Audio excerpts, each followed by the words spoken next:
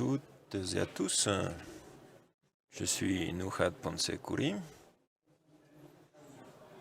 Je suis très honoré d'être présente parmi vous. Je suis présidente du comité consultatif de l'Institut national de l'accès à l'information, l'INAI. Je suis vraiment très heureuse d'être présente parmi vous à cette assemblée de confidentialité globale 2021. Et donc je vais présenter une session parallèle sur la promotion des droits humains grâce à la technologie. Donc c'est vraiment un sujet très intéressant et il me semble que nous allons passer un très bon moment ces 2 heures à venir. Nous allons interagir avec nos intervenants.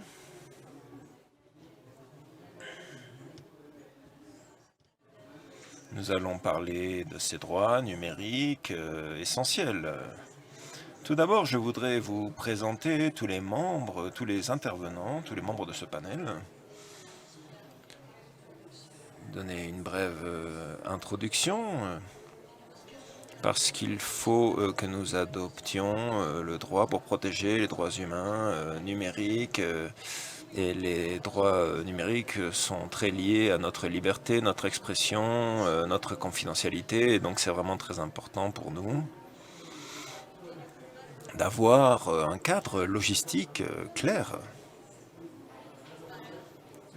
pour pouvoir empêcher la violation de ces droits, mais également, eh bien, c'est un sujet important parce que l'on va parler des règles éthiques dans l'intelligence artificielle, mais également de ces cyberdroits. Le fait de pouvoir avoir accès, utiliser, traduire les données numériques. Quels sont ces droits numériques ? Eh bien, ce sont des droits humains dans cette ère de l'Internet, ou est-ce qu'il s'agit seulement de nouveaux droits, des droits qui vont être adoptés dans cette nouvelle époque de la technologie? Donc, nous allons parler aussi de la biométrie, de la géolocalisation, et les sujets dont on parle aux Nations Unies, dans la Déclaration universelle. Qu'est-ce que l'on fait et comment peut-on savoir si nos droits numériques sont respectés? Qui a accès à mes données? Comment est-ce que les gouvernements peuvent utiliser ces informations? Et surtout, il est important d'avoir justement des opinions qui viennent de part et d'autre de la planète. Et donc, je suis vraiment très heureuse de présenter ici des expertes sur cette question. Et tout d'abord, nous allons présenter pour cette session.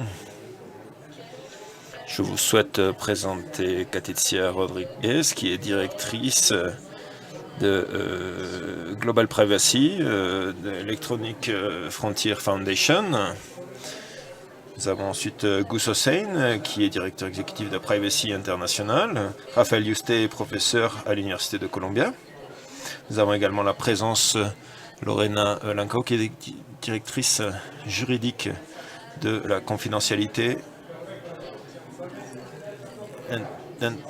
en Équateur. Bonjour à toutes et à tous. Nous sommes très heureux de vous avoir ici, présents parmi nous, avec des personnes provenant de partout dans le monde, avec qui on va pouvoir parler de ce qui se passe justement en matière de nos droits, de la confidentialité, d'éthique, et quel est le rôle de l'éthique dans la protection de nos droits numériques au quotidien. Et puisqu'on va beaucoup interagir aujourd'hui, qu'on va beaucoup échanger, je voudrais que cet exercice soit très pratique. Donc si vous êtes d'accord, je voudrais que chacun des membres de ce panel, chaque intervenant, chaque intervenante, puisse introduire ses propos, donner son opinion quant au droit numérique, peut-être 5 minutes par personne. Nous allons commencer par Lorena. Merci beaucoup, c'est vraiment un grand plaisir d'être parmi vous ici. Pour moi, il est extrêmement important de souligner la possibilité de pouvoir parler des droits numériques et comment est-ce que chacun peut entendre cela, c'est-à-dire par la citoyenneté, parce que c'est la citoyenneté qui est la principale bénéficiaire. C'est un véritable défi parce que la culture de protection des données, elle est construite par des politiques publiques et c'est une responsabilité de l'État, bien entendu. Mais il y a aussi une responsabilité personnelle et donc dans ces unités, il est très important que l'on assume un rôle de responsabilité parce que c'est un rôle sur le rôle de diffuser les formations afin de pouvoir parvenir à une approximation à ce sujet, c'est-à-dire à pouvoir parler de ce sujet, le sujet du respect, mais également de tout ce qu'on doit faire pour pouvoir diffuser tout ce suivi qui est important. C'est-à-dire suivi du processus qui cherche à définir des responsabilités des fonctionnaires, parce que ces réseaux permettent justement la gestion. Si chacun d'entre nous fait ce qu'il a à faire, depuis sa fonction, disons, eh bien, tous, on peut évidemment construire une meilleure société, une société où on puisse travailler bien mieux la question de la protection des données.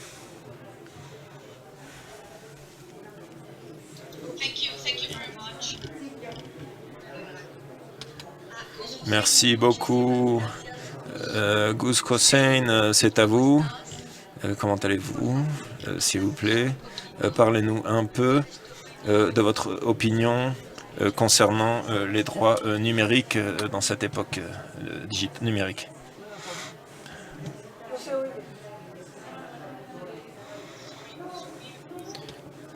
Je suis désolé, on ne vous entend pas.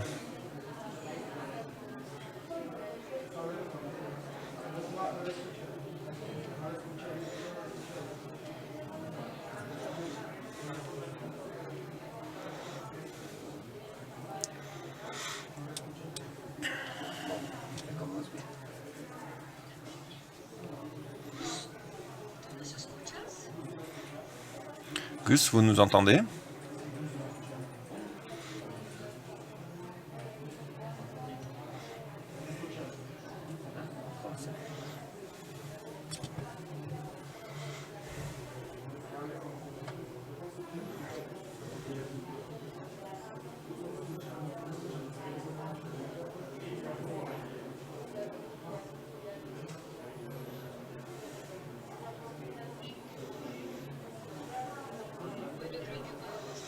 Eh bien, je crois que l'on peut... on va attendre un peu que le problème technique soit résolu.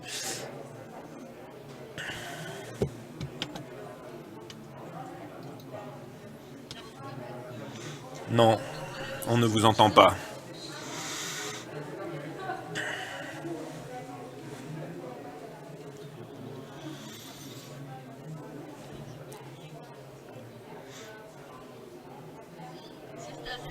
Si vous êtes d'accord, en attendant que l'on puisse résoudre ce problème technique, nous allons passer à Madame Katiza Rodriguez.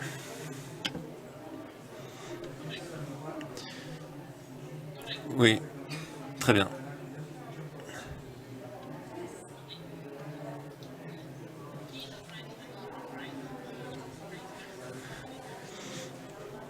Donc les droits numériques sont des droits humains, mais donc les droits numériques sont des droits humains.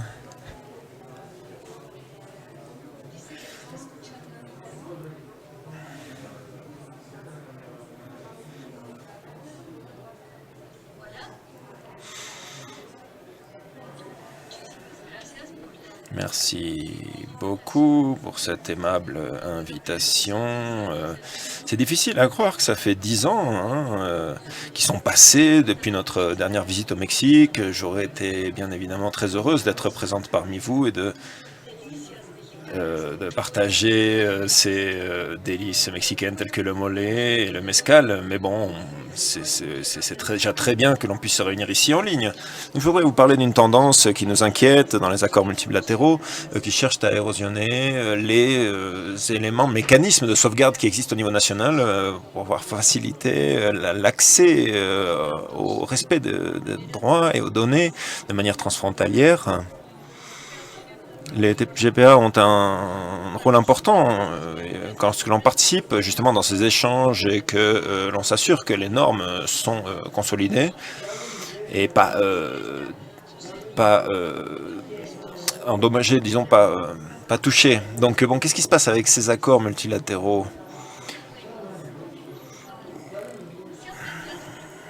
Eh bien, on s'est posé des questions vraiment très difficiles, puisque de nombreux systèmes se rencontrent, disons, se superposent. Et on peut se poser la question, comment est-ce qu'on peut réguler, par exemple, l'intervention policière, quand on a données personnelles, quand les processus de collecte touchent de nombreux pays, de nombreux systèmes juridiques. Le processus selon lequel la police dans un pays peut obtenir des données personnelles et parfois pas, parce que parfois ces données sont importantes pour des investigations qui sont menées, par des enquêtes, et ça arrive très souvent dans notre monde mondialisé. Donc on s'est rendu compte que certains traités sont assez lourds à gérer, sont lents, et donc on souhaite avoir des processus, des mécanismes nouveaux, disons, qui vont nous permettre d'avoir un meilleur flux de données pour pouvoir des contrôles de police qui soient bien plus faciles à faire. Et donc une initiative importante vient d'être adoptée au Conseil de l'Europe, le comité de cybercriminalité du Conseil de l'Europe vient d'adopter, et donc ils viennent de négocier un deuxième protocole supplémentaire à celui de la Convention de Budapest, qui est un accord international qui permet aux policiers d'avoir accès aux données d'une frontière à l'autre. On espère pouvoir approuver cela en novembre. Donc vous voyez, ces échanges sont très avancés, donc je vais passer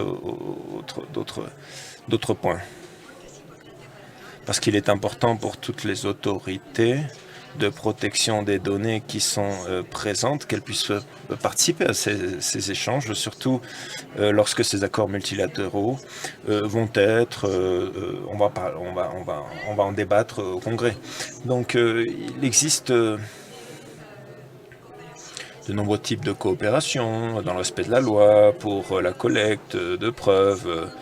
Mais dans le deuxième protocole, eh bien, on cherche à établir une nouvelle norme internationale qui va s'occuper de divers aspects du contrôle policier à une échelle mondiale. Donc, dans le futur, eh bien, si vous voulez, c'est un peu comme une liste de souhaits de ce qu'on voudrait que ce soit le respect de la loi, finalement. Un des premiers brouillons sont dus à des intérêts, en fait, pour le respect de cette loi. Disons, divers éléments de la société ont souhaité cela, et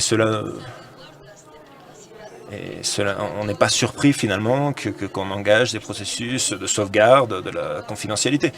Parce que justement, le protocole évite d'imposer une norme forte, si vous voulez, dans un effort pour pouvoir protéger les États qui ont des normes de confidentialité qui sont très faibles, finalement, qui sont très affaiblies. Alors justement, le protocole permet de reconnaître de nombreux pouvoirs, des pouvoirs qui font intrusion et qui sont optionnels. Donc le résultat de cette négociation est la confidentialité des droits humains, en d'autres termes.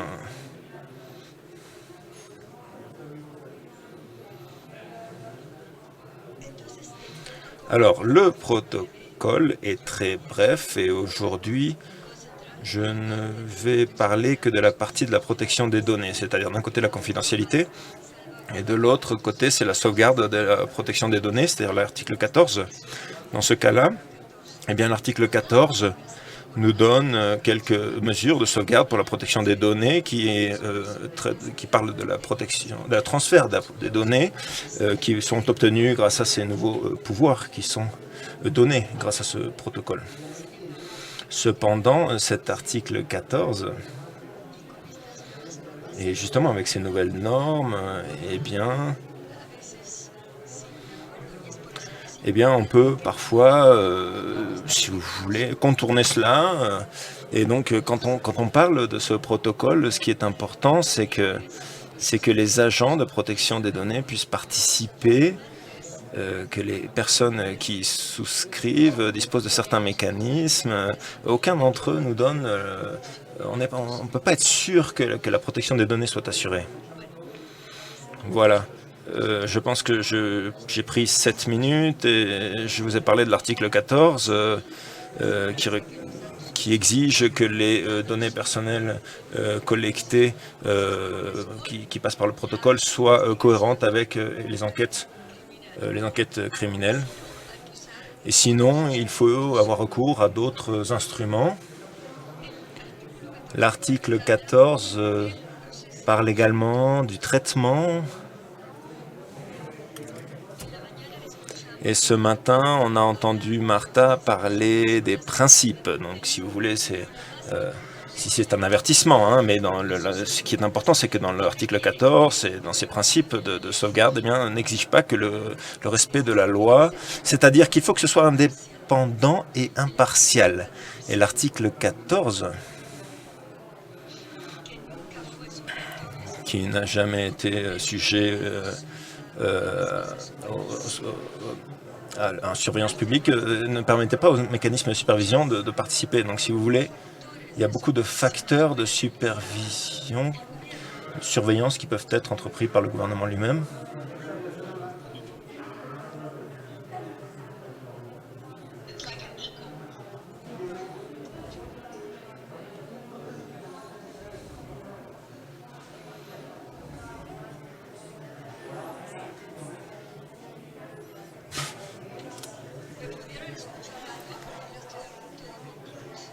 Est-ce que vous avez pu me comprendre? Parce que j'étais sur le point de conclure. Donc pour pouvoir conclure, je voudrais vous dire que l'article 14 a bien certaines parties qui peuvent être faites par le gouvernement, par les autorités, par les fonctionnaires, mais l'article interdit les parties qui ont besoin d'instances de régulation indépendantes pour pouvoir protéger la confidentialité des données. Je voudrais justement saisir l'opportunité qui m'est donnée pour m'adresser à l'Assemblée, qu'elle puisse reprendre ce sujet, que l'on puisse en reparler pour qu'il y ait davantage de protection dans ce contexte des enquêtes policières.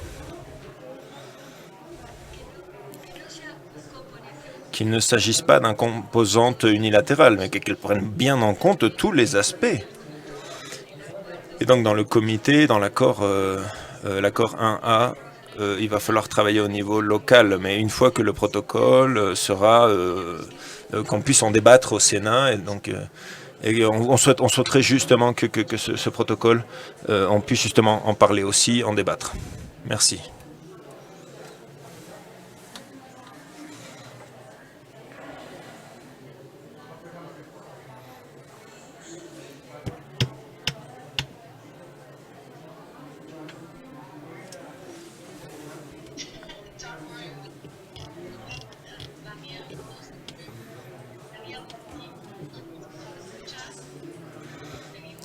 Est-ce que vous m'entendez? On a encore des problèmes de son. Je ne sais pas si vous nous entendez.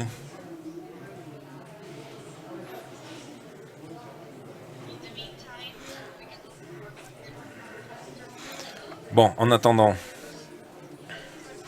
on va parler avec M. Yousté, qui est professeur à l'Université de Columbia.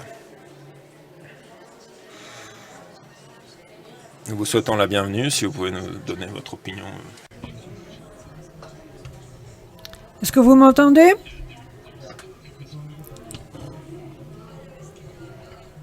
Moi, j'entends un écho. Donc, il y a un écho ici.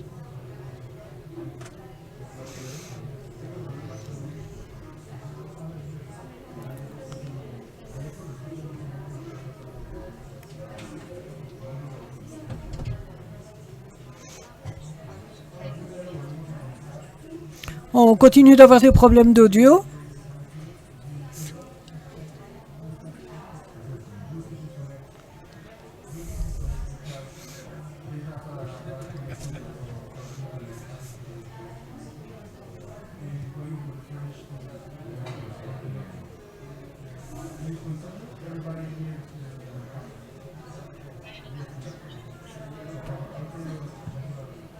Toujours l'écho.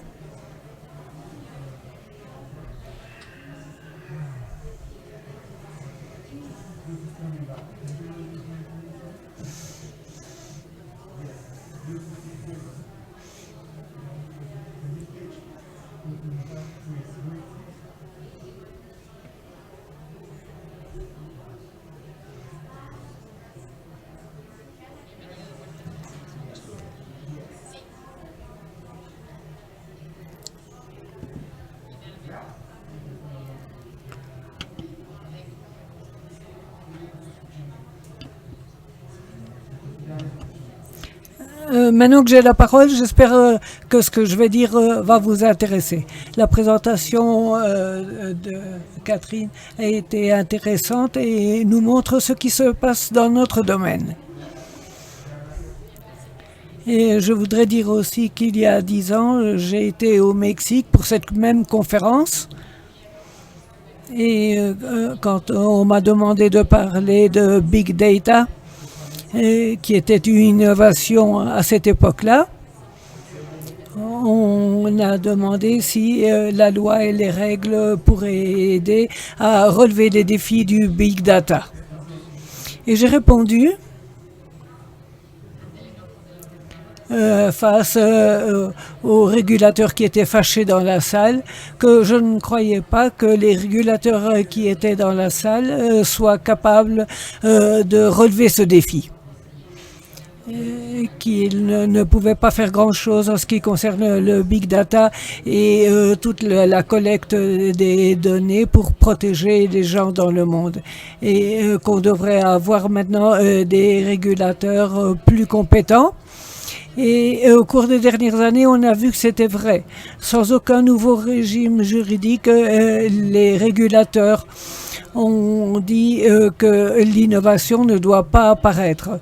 Même ainsi, nous avons vu avec les régulateurs de protection de données, et même là où on a introduit de nouvelles lois, on a l'idée que c'est la loi qui va nous sauver des menaces et des nouveaux défis. Je peux dire que mon organisation a 25 ou 30 ans de travail. Nous travaillons avec des agences contre les Google, Facebook. Le problème n'est pas la loi, c'est que ce sont les institutions, les tribunaux, les autorités régulatrices qui n'ont pas été capables de dire qu'elles sont capables d'arrêter certaines choses, ce qui est un problème juridiquement, clairement, par rapport à ce que l'on attend. Et c'est ainsi que quand on nous demande s'il faut une nouvelle convention ou un nouvel ensemble de règles ou des sauvegardes, il y a toujours des doutes parce que on sait que ce n'est pas appliqué. Les régulateurs n'ont pas été capables de les faire appliquer. Je parle du Mexique, du Royaume-Uni, des régimes régulateurs où les régulateurs ont été sabotés. Donc c'est un moment critique et nous voyons que l'état de droit est de plus en plus bafoué et nous avons besoin d'un nouveau régime pour résoudre ces problèmes. Les gens croient que c'est une distraction.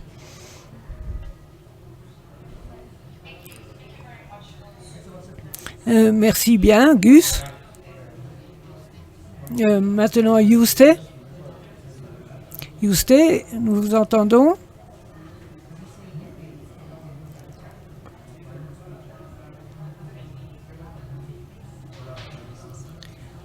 Raphaël, est-ce que vous nous entendez? Raphaël Yousté.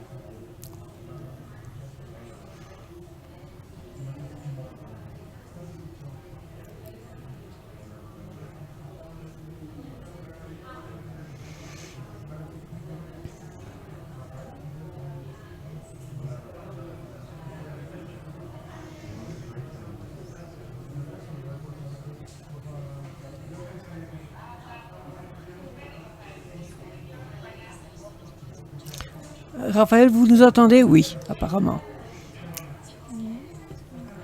Oui, je vous entends. Vous avez la parole. Raphaël, vous avez la parole.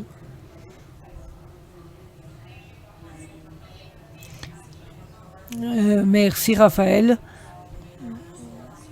Nous attendons votre première idée en ce qui concerne ce texte dont on parle. Est-ce que vous nous entendez maintenant? Il n'y a pas d'écho, donc ça marche.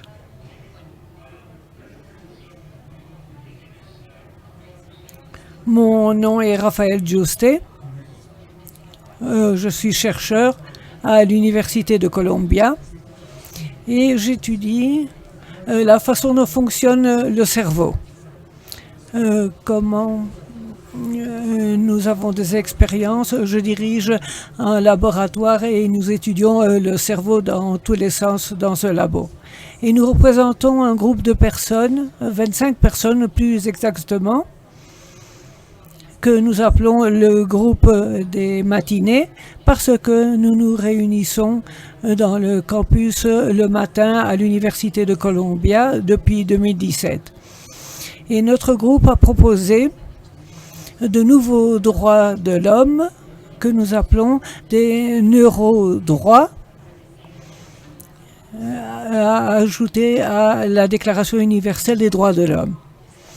Notre groupe est formé par des experts qui proviennent de l'académie, du domaine clinique, de l'industrie technologique et qui sont aussi des représentants des recherches sur le cerveau aux États-Unis, en Chine, au Japon, Corée, Australie, Canada, Royaume-Uni et Israël.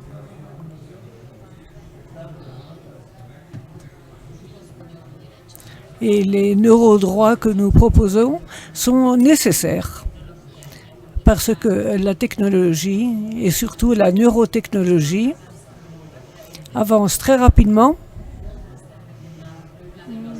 et n'est pas suffisamment régulée. Et la neurotechnologie peut affecter l'essence de ce qui veut dire être un humain. La neurotechnologie comporte des outils, des techniques pour enregistrer l'activité des neurones du cerveau ou pour changer l'activité des neurones du cerveau. Et vu que le cerveau n'est pas seulement un organe en plus, mais qui est l'organe qui engendre l'humain, et il faut être capable d'enregistrer l'activité du cerveau, pouvoir la changer, la enregistrer, et on doit être à même de pouvoir changer l'activité du cerveau. Et les êtres humains, nous nous définissons selon nos capacités mentales. Donc c'est la première fois dans l'histoire que la technologie peut avoir accès à nos processus mentaux. En raison de cela, nous croyons que le cerveau doit être protégé avec ces nouveaux droits humains, et c'est quelque chose de nouveau parce que dans le passé, cette technologie n'existait pas. Les gens pensaient que c'était de la science-fiction, de pouvoir entrer dans les processus cognitifs, mais ce n'est pas impossible. De sorte que les neurodroits que nous proposons sont au nombre de 5. Le premier et le droit à la confidentialité mentale pour que les contenus de notre activité cérébrale ne puissent pas être décodifiés sans notre consentement. Ceci évitera de pouvoir lire l'esprit et évitera et permettra la confidentialité de nos sentiments, de nos souvenirs et la confidentialité de notre subconscient. Le deuxième neurodroit est le droit d'avoir notre propre identité, notre propre moi. Et c'est nécessaire parce qu'avec la neurotechnologie, on peut changer le sens de ce que pense une personne. Ce n'est pas une surprise parce que le moi, comme toutes les capacités mentales et cognitives, sont générées par le cerveau. Donc on pourrait changer le moi et c'est quelque chose qui arrive déjà dans des expériences avec les animaux et dans certains cas avec des patients qui utilisent des dispositifs neurotechnologiques pour le Parkinson ou des dépressions graves ou des paralysies dues à des accidents cérébrovasculaires. Notre troisième neurodroit est le droit à notre propre volonté, notre libre choix, notre liberté, protéger nos propres décisions pour qu'elles ne soient pas manipulées de l'extérieur. Et les humains ont toujours essayé de se manipuler entre eux, mais il y a une différence entre la manipulation extérieure à travers les médias, la propagande et la publicité et la manipulation interne qui affecte le cerveau. La différence, c'est que quand on manipule le cerveau, en fait, on change le processus mental de la personne, de sorte que la personne va interpréter cette manipulation non pas comme quelque chose d'extérieur à son corps, mais comme quelque chose d'intérieur. En essence, nous prenons contrôle de la prise de décision et ce n'est pas de la science-fiction parce que nous faisons des expériences avec les animaux. Et le quatrième neurodroit traite de la possibilité de la technologie et qu'elle arrive à un niveau cognitif et mental par l'introduction d'interfaces qui vont connecter notre cerveau avec des bases de données extérieures et l'intelligence artificielle extérieure ou bien des superordinateurs ou tout l'Internet du monde. Quand ça arrivera, et ça arrivera, et les humains vont avoir une mentalité augmentée. Nous pensons qu'en principe c'est bon, mais cela doit être réglementé et selon le principe universel de la justice, il faudrait éviter que certaines personnes aient la mentalité augmentée quand elles ne veulent pas l'être. Il s'agit donc de penser de l'augmentation mentale, le neuro-augmentation. Le cinquième droit est la protection des algorithmes et des biais et des algorithmes qui pourraient être biaisés. Cela concerne l'intelligence artificielle. Et les algorithmes doivent être protégés dans notre cerveau car ils représentent un risque parce qu'il pourrait y avoir des algorithmes biaisés. Et il y a une différence entre recevoir de l'information de l'extérieur ou introduire cette information dans le cerveau parce qu'à ce moment-là, c'est interprété comme notre propre pensée. Nous n'allons pas le voir comme quelque chose de biaisé. C'est ainsi que se présentent les choses. De sorte que ces neurodroits ont été publiés dans un article dans Morningside Group et publié en 2017 dans le Journal of Nature.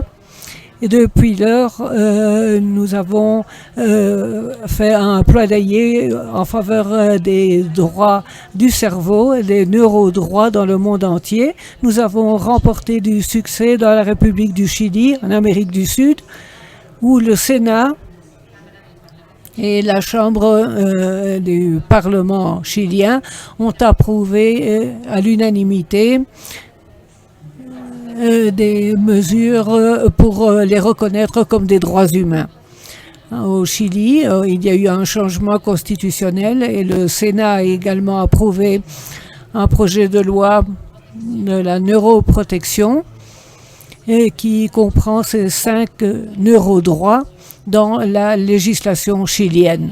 Ce projet de loi est débattu par la Chambre et si la Chambre l'approuve également, ce qu'on espère, cela deviendra une loi. Et en plus du Chili, je dois également mentionner l'Espagne. Le gouvernement espagnol, en effet, et le secrétaire d'État pour l'intelligence artificielle a émis une lettre de droits digitaux numériques qui couvre tous les droits du monde numérique, mais qui couvrait également les neurodroits. Et en fait, elle incorpore ces 5 neurodroits dans sa lettre des droits numériques. Cette charte n'est pas contraignante, mais nous espérons qu'elle va stimuler la création de législation au sein du Parlement espagnol. Et enfin, l'ONU s'est également intéressée aux neurodroits. Nous avons le secrétaire général de l'ONU qui a organisé une réunion en juillet dernier où on étudiait cette question.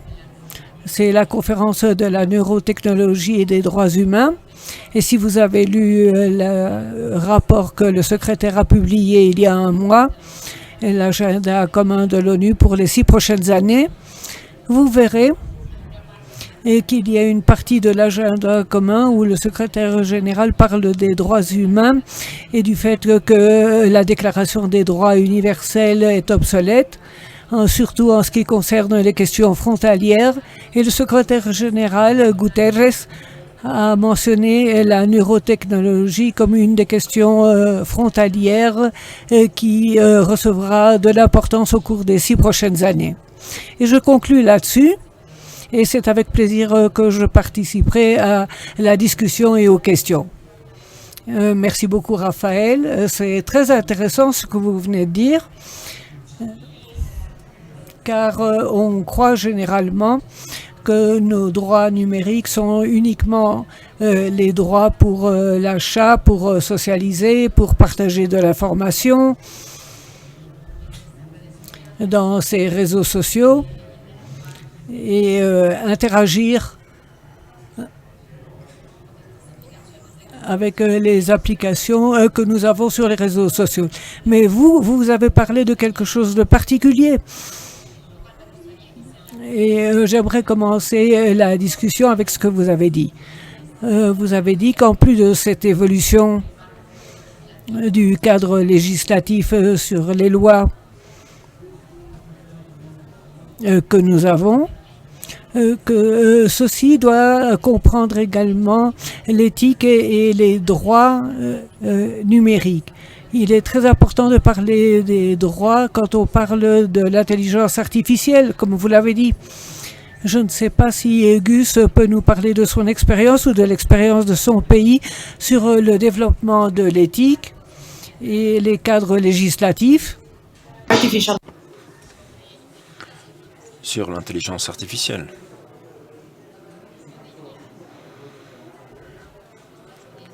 Il me semble que notre expérience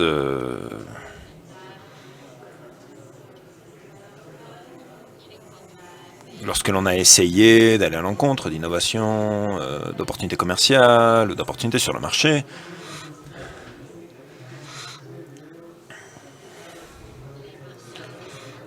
eh bien, c'est difficile que la loi puisse arrêter cela parce que l'émotion est très forte. Donc c'est ça, c'est un peu ça mon inquiétude, si vous voulez, là-dessus. On a vu le langage des institutions, l'état de droit, les droits humains.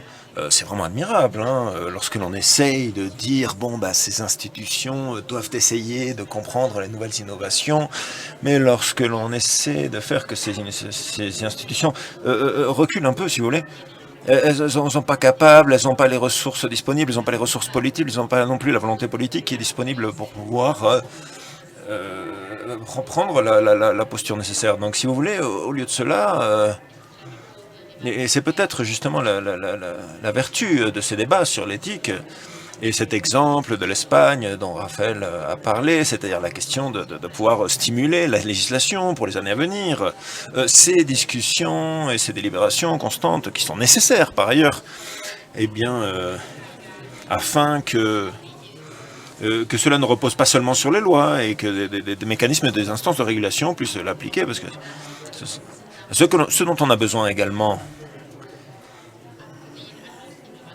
c'est d'aller vers l'innovation, vers les entreprises qui innovent, vers les entreprises qui développent ces systèmes, et leur dire non, il faut aller vers les acheteurs, leur dire non, c'est pas possible.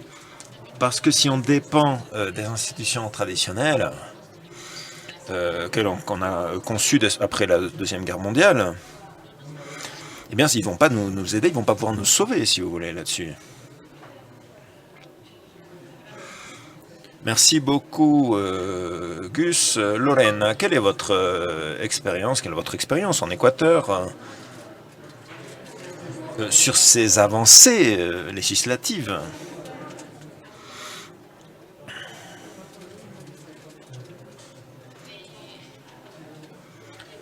Afin de pouvoir avoir des cadres réglementaires pour encadrer l'intelligence artificielle.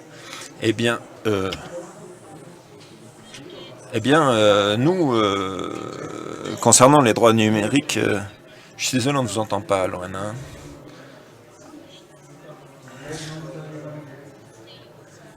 Est-ce que vous m'entendez maintenant?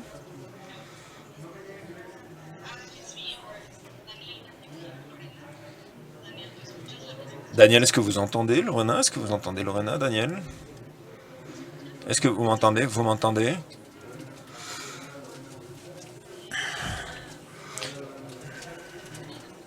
Le micro est ouvert, hein, ça fonctionne. Non, je n'entends pas. Eh bien, j'ai même de l'écho, j'ai même un écho. Alors, en attendant que l'on puisse résoudre ce problème, n'est-ce pas? Eh bien, nous allons passer à Katitia. Quelle est votre expérience concernant le développement de l'éthique dans l'intelligence artificielle?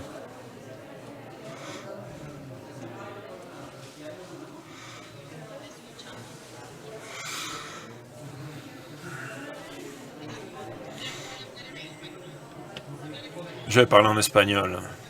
Ça va être plus facile, au lieu de parler en anglais. Ok, en anglais. Je préfère me concentrer sur le droit international des droits humains et son application. Il me semble que ces débats me rappellent un peu les débats éternels sur la régulation, par opposition au système d'autorégulation.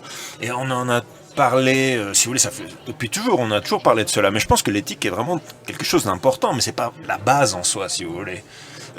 Comme Gus l'a dit, on va pas stopper ça pour pouvoir accéder aux données de notre cerveau. Je crois que je voudrais que l'accès à mes données soit privilégié, si vous voulez, comme entre le client et l'avocat. Si vous voulez, je veux pas que la police ait accès à mes données, à mon état émotionnel. Alors évidemment, je suis inquiète par ces principes qui n'ont pas été bien étudiés. On n'a pas fait une analyse complète. Il ne s'agit pas seulement de l'intégrité. C'est exactement la question de l'accès à cela, les limites, les contraintes de cet accès. Est-ce que vous allez partager mes données mentales avec des tiers pour pouvoir produire d'autres types de produits? Comment est-ce que cela va fonctionner? On sait que les capteurs d'intelligence artificielle vont récupérer énormément de données, si vous voulez. Et cette collecte égocentrique de données, parce que les capteurs vont vous percevoir, vous.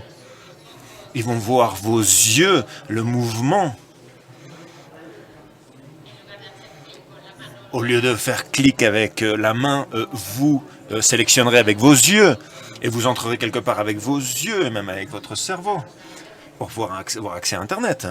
Donc, vraiment, on peut se poser des questions en termes d'intimité, par exemple, et pas seulement en termes d'intégrité. L'intégrité est importante, bien évidemment, mais c'est pas seulement une question d'intégrité. Et donc, voilà, ça m'inquiète, ça m'inquiète.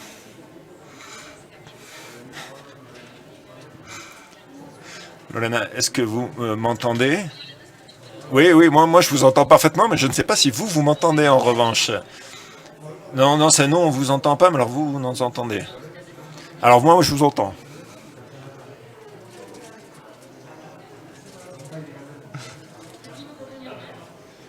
Vous pensez que je peux parler? Non. Bon, je sais que vous nous entendez, mais nous, on vous entend pas. Alors, qu'est-ce qu'on fait? Alors, Daniel, je vais passer à Raphaël. Donc, en attendant, ce que dit Katitia sur la question des capteurs biométriques, qu'on va cliquer avec les yeux, par exemple, ou alors avec le visage. À votre avis, quels sont les principaux défis à affronter, dont il faudrait parler concernant les capteurs biométriques? Est-ce que vous m'entendez? Vous m'entendez? Je ne suis pas expert en données biométriques. Cependant, je pense qu'avec les données biométriques, mais également avec la technologie actuelle qui a été déployée au niveau de toute la planète, si vous voulez, il me semble que peut-être qu'il est un peu trop tard pour réglementer tout cela, hein, dans le sens où c'est déjà utilisé. Et si vous voulez, quand les choses existent déjà, qu'elles sont déjà utilisées, c'est vraiment très difficile de les contrôler. Alors évidemment, c'est un peu difficile, c'est même impossible. Donc on est face à un dilemme. Lorsque une nouvelle technologie est inventée, eh bien, on ne sait pas à quoi elle va servir, s'il va y avoir des conséquences négatives, mais bon, c'est facile de réglementer. Mais lorsque on a une nouvelle technologie qui est conçue et qui est déployée partout dans le monde, eh bien, on connaît ce qui est positif ou négatif pour chacun, et c'est très difficile à réglementer. Donc, je peux imaginer qu'effectivement, il existe des efforts comme le GDPR, qui tentent de réglementer ces données, la confidentialité de ces données, mais c'est un peu, si vous voulez, comme essayer de compenser ces problèmes. Des problèmes que l'on a créés avec et donc, je pense, avec ces données biométriques, il me semble que ça va être un peu la même situation. Je ne suis pas expert là-dessus. Mais bon, on essaye de fournir des directives éthiques, des droits humains pour la neurotechnologie, parce que la neurotechnologie n'est pas parvenue au marché de manière massive, si vous voulez. Il existe certains produits qui sont déjà sur le marché, mais les gens ne sont pas très familiarisés avec ces produits.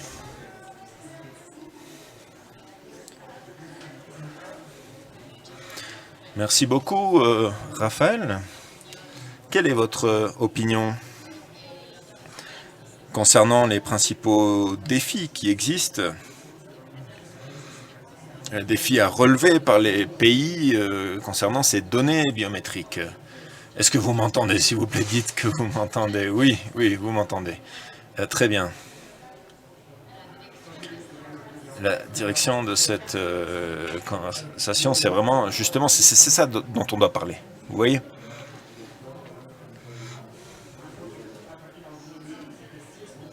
Parce que les données biométriques, à un moment donné, c'était des technologies tellement nouvelles, si vous voulez, que maintenant, avec la neuroscience, lorsque ces données biométriques étaient nouvelles, c'est inimaginable que l'on puisse les trouver partout. Et au bout de 10 ans, ils étaient partout.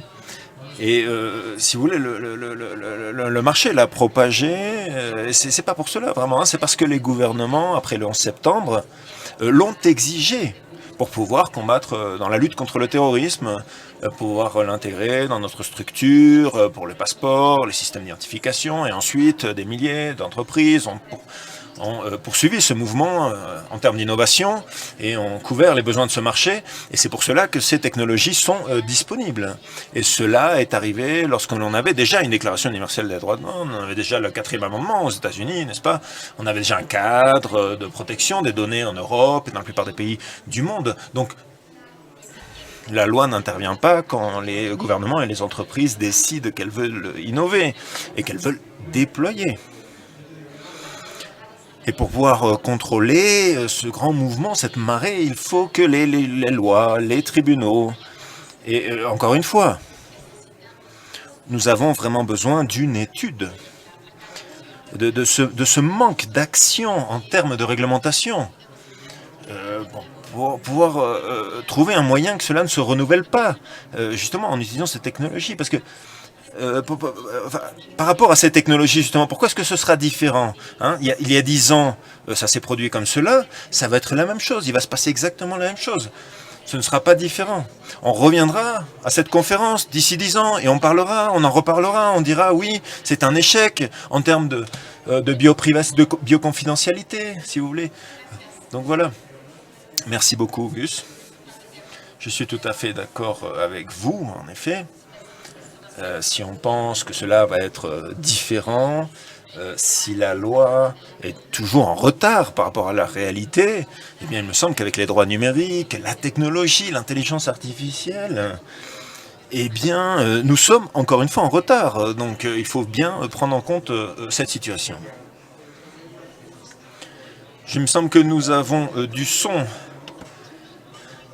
Donc, qu'est-ce que vous pensez, justement, cette question des capteurs biométriques?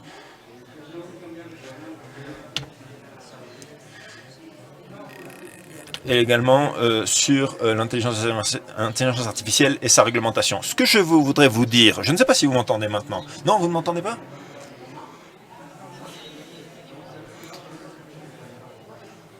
Non, on ne vous entend pas.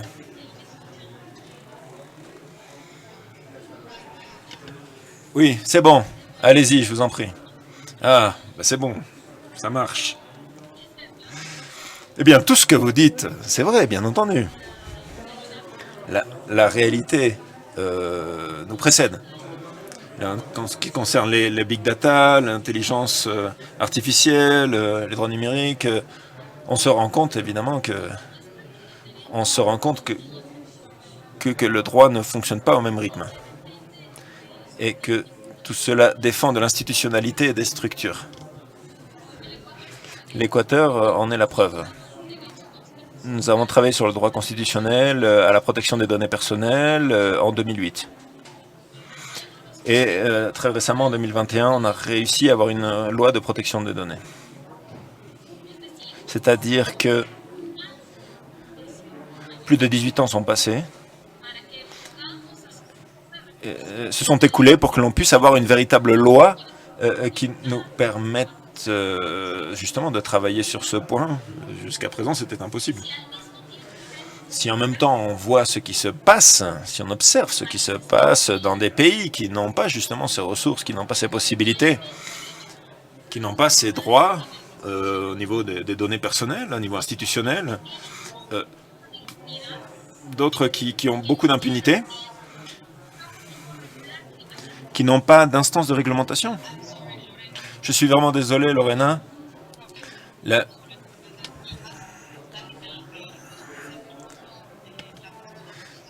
Donc la personne qui nous aide avec la traduction simultanée, elle ne nous entend pas bien, Lorena, et donc ils ne peuvent pas non plus faire la traduction de manière correcte.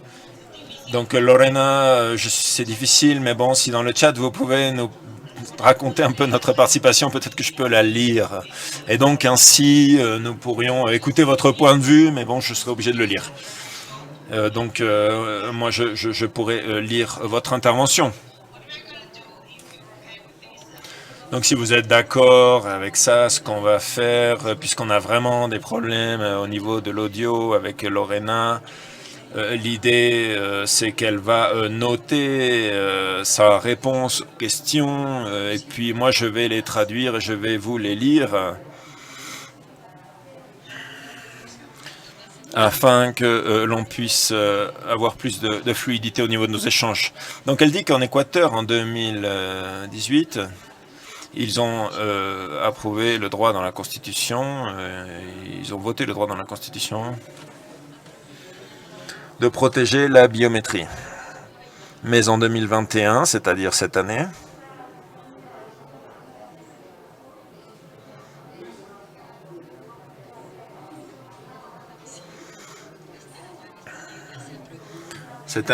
la loi a été votée et donc il existe une réglementation sur la biométrie. Donc ils ont dans leur constitution cette loi, mais la loi secondaire n'a pas encore pu être mise en application. Ou elle vient d'être mise en application.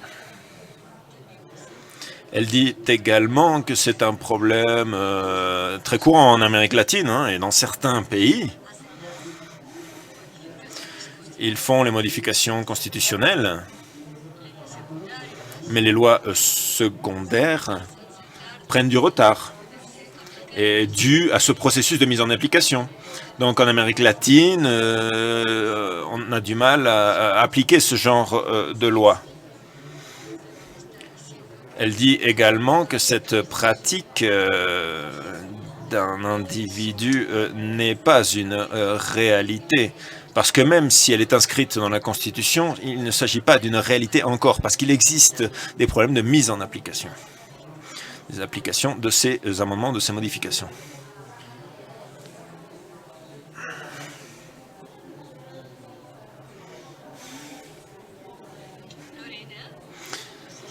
Lorena nous dit aussi que l'Équateur a rencontré de nombreux problèmes sur ce point. Parce que on ne peut pas avoir de protection d'intégrité qui soit assurée ou une protection complète. Et donc, ce qu'elle nous dit, c'est vraiment très intéressant, ça peut être la question suivante pour nous tous, c'est qu'est-ce qui se passe avec le transfert de données, vraiment? Parce que justement, avec cette pandémie, eh bien, nous avons tous adopté nous sommes tous rentrés dans cette tendance d'acquérir de nouvelles technologies dans nos études, dans notre travail. Tout fonctionne avec des technologies numériques. Mais justement, que se passe-t-il avec cette question de transfert? Parce que bon, il existe des pays européens qui ont des réglementations concernant le transfert de données internationaux, et il y a d'autres pays comme les États-Unis et l'Amérique latine, le Mexique, où il faut que l'on prenne en compte toute cette réglementation internationale concernant les transferts de données. Ces technologies numériques transforment la manière de percevoir nos droits, surtout en termes de liberté d'expression, l'accès à l'information. Alors évidemment, oui, on a besoin de protection, mais quelles actions pourraient être entreprises, selon vous,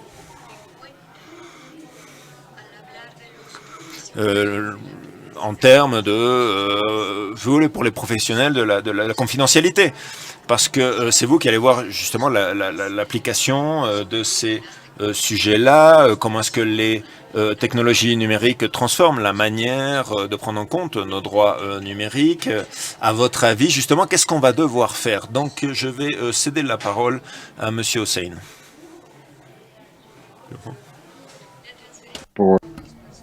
Le transfert des données personnelles transfrontaliers a mené à une discussion constante parce que, tout simplement, quelques grands pays ont refusé de mettre en place une loi pour protéger les données.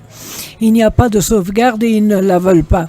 Et quand ils ont cette sauvegarde, elle discrimine contre les non-résidents. Voilà où se trouve la brisure. C'est le fait que nous n'avons pas pu régler ce problème au cours des 30 dernières années est une honte, et nous le savons. Et ce sont les États-Unis, et ce n'est pas seulement aux États-Unis, mais la Chine également est impliquée.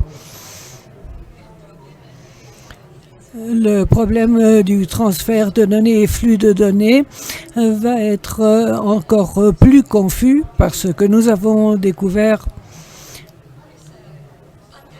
en Union européenne une lutte entre l'Union européenne et les États-Unis depuis 20 ans, quand ils se sont préoccupés que les agences américaines avaient accès à des non-américains qui se trouvaient aux États-Unis et les agences européennes avaient un grand accès avec beaucoup de règlements.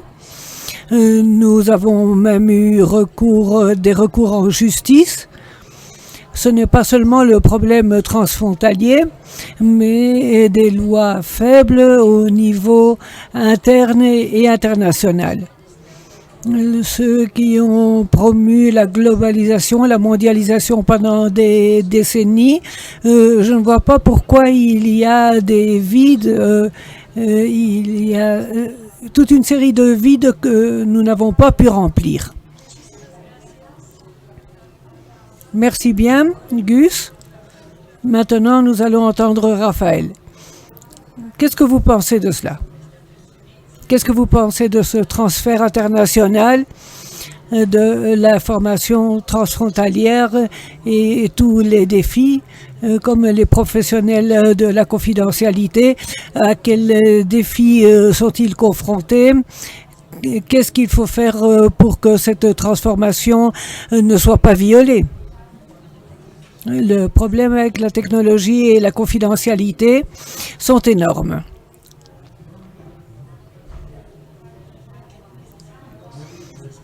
Nous devons aborder toutes les solutions possibles, toutes celles qui soient possibles dans l'industrie d'autoréglementation. Mais comme nous l'avons vu sur les réseaux sociaux et sur Internet, cela ne va pas se passer ainsi. En réalité, nous avons pris beaucoup de retard pour qu'ils assument cette tâche. Nous sommes un peu plus optimistes sur le pouvoir des organisations internationales comme les Nations Unies et d'autres.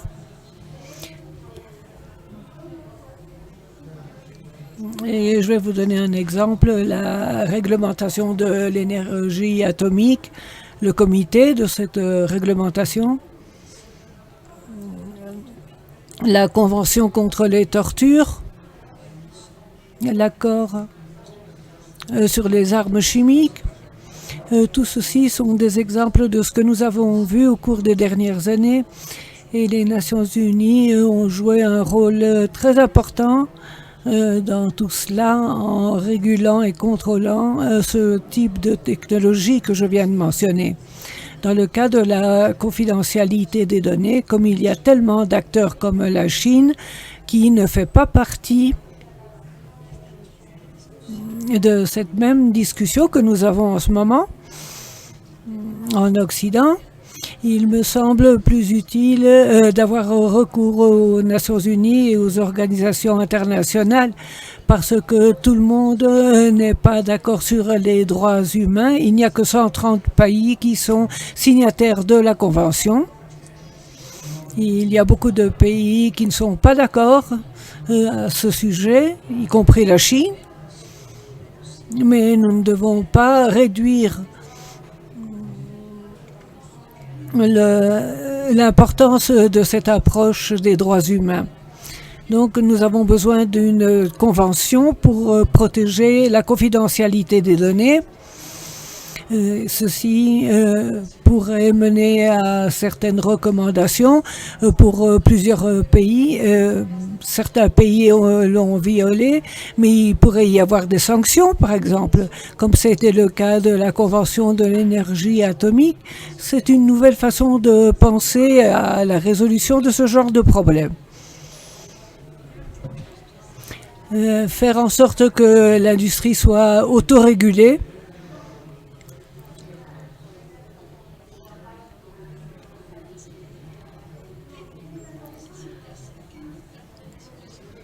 Mais vous avez besoin des Nations Unies. Regardez par exemple ce qui se passe au Chili. Il y a certains cas où il peut y avoir une autorégulation. Merci beaucoup. Maritza, nous vous donnons la parole sur la biométrie et l'interaction avec la protection de nos droits.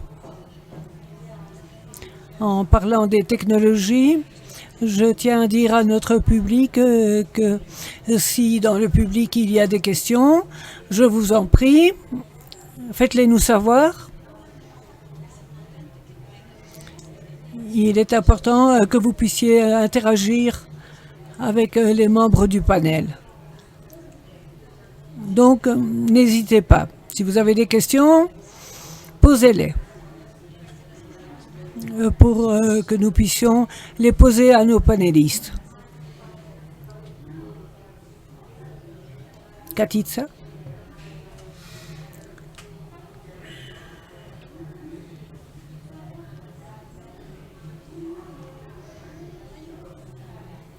Un commentaire que j'aimerais faire dans le contexte de la biométrie.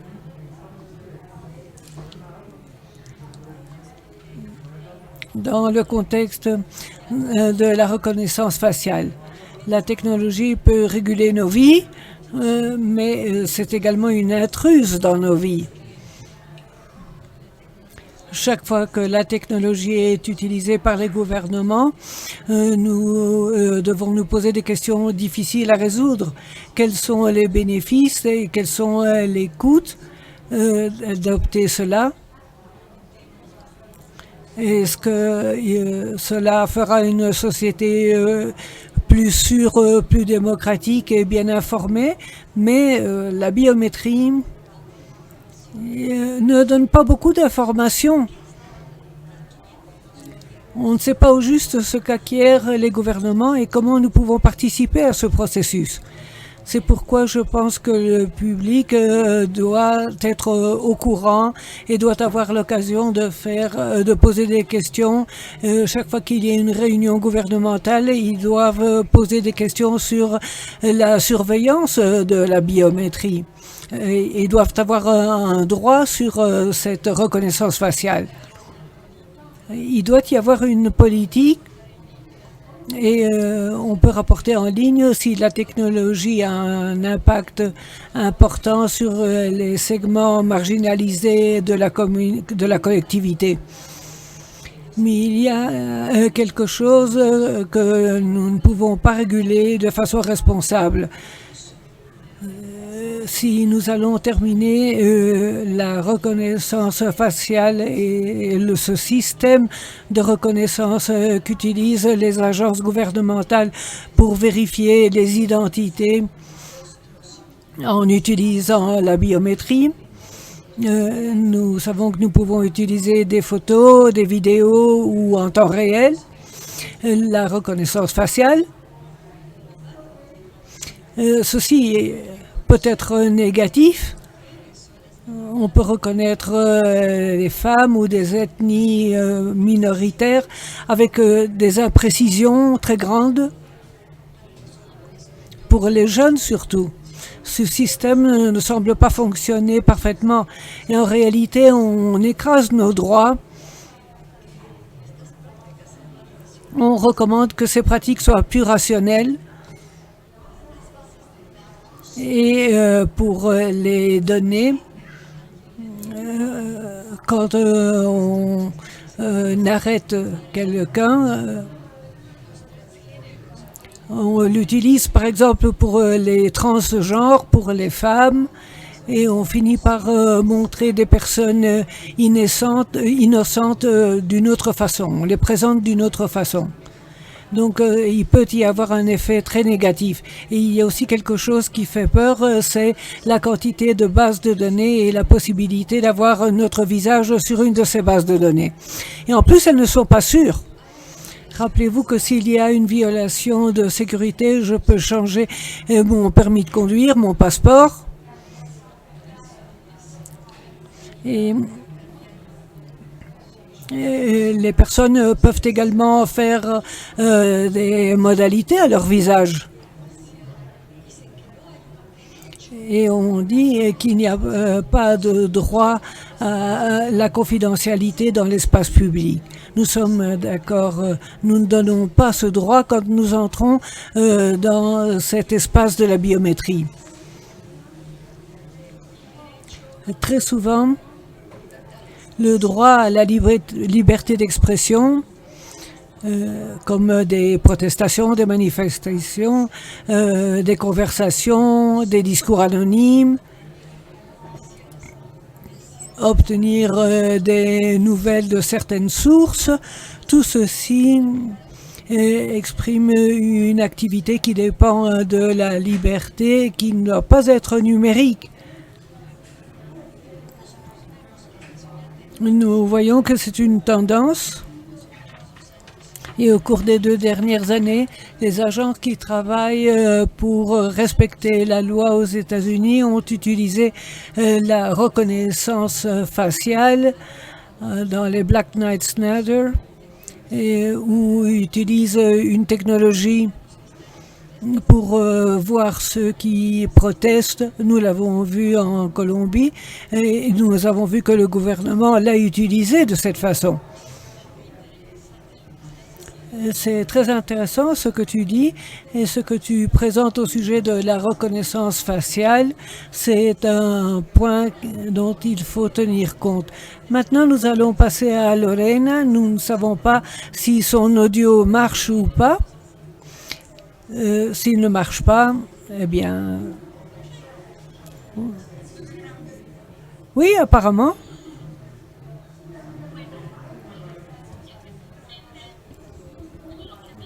Effectivement, tout ce que vous avez dit, ça y est, c'est de nouveau coupé. Il y a des manifestations, non?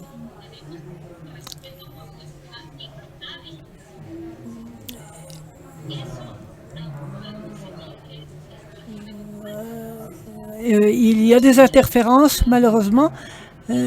C'est un droit à la protection numérique, parce que nous sommes des humains numériques. On a parlé de la protection des droits personnels, des éléments de protection pour éviter les manipulations biométriques.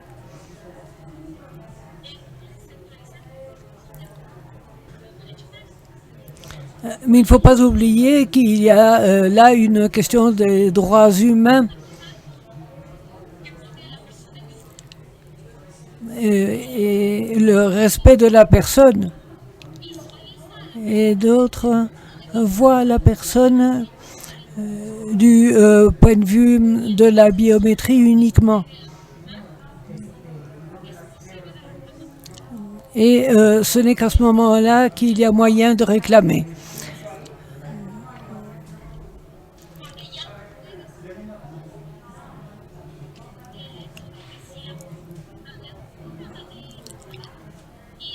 Aïe. Son discours est à nouveau coupé, excusez-nous.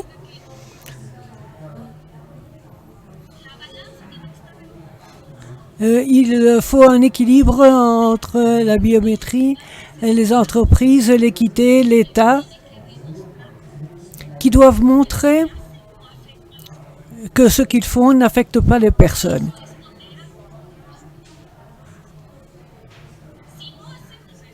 Et si nous ne faisons pas cela, nous continuerons de prolonger le problème éternellement de l'intelligence artificielle et des problèmes de la biométrie. Ces changements nécessaires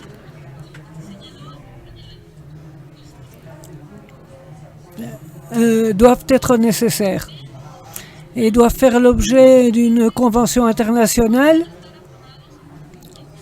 qui sera approuvée par peut-être 130 pays, mais il y a encore des gouvernements qui ne l'ont pas approuvé. Et il y a des gouvernements et les nouvelles générations ne le conçoivent pas toujours. Si nous n'obtenons pas cet accord au sein de la Convention, dans 30 ans, ceci continuera d'être un problème d'autoréglementation d'éthique ou simplement d'affaires?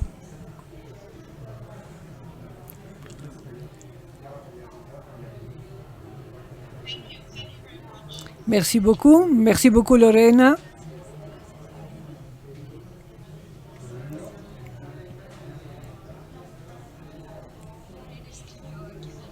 Lorena a écrit sur le chat que les exemples sont très importants, surtout quand il s'agit de la régulation et sécurité de l'information et la reconnaissance des droits fondamentaux de la dignité humaine. Il est donc important qu'on reconnaisse qu'il n'y a pas d'équité dans le monde au sujet de ces modèles qui reconnaissent la protection des données et d'autres qui ne se limitent pas à la sécurité de l'information. Il peut s'agir d'un seul individu, mais comme nous parlons de la discrimination de cette régulation, permettez-moi maintenant de voir le revers de la médaille. Si nous sommes des individus, comment pouvons-nous savoir si nos droits numériques sont respectés ou pas? Je suis quelqu'un et j'aimerais savoir si mes droits numériques sont respectés. Qu'est-ce que je dois faire pour vérifier cela? Raphaël, est-ce que vous avez une idée à ce sujet?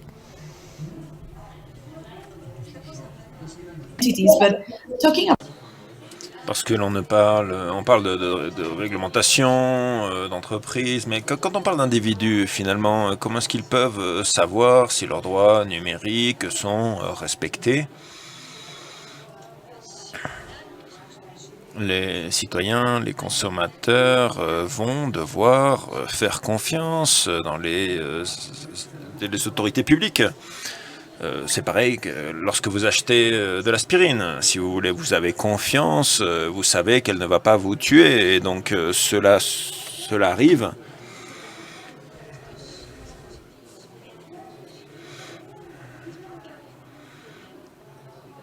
Cela arrive parce qu'il existe un organisme national qui est une institution de santé publique, et donc on fait confiance, si vous voulez. La FDA aux États-Unis, par exemple, chaque pays dispose d'une agence publique, et ce sont eux qui finalement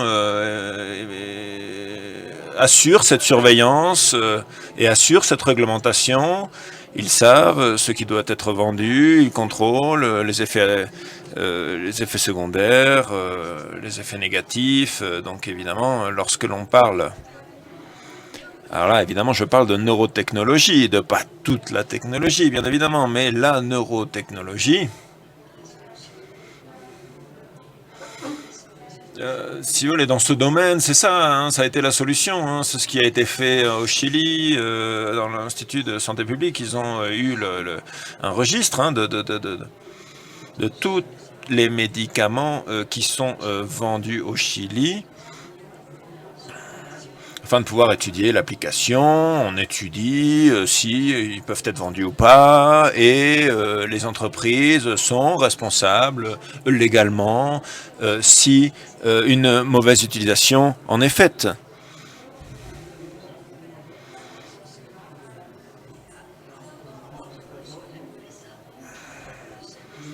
Et donc l'entreprise fabricante est responsable en fin de compte,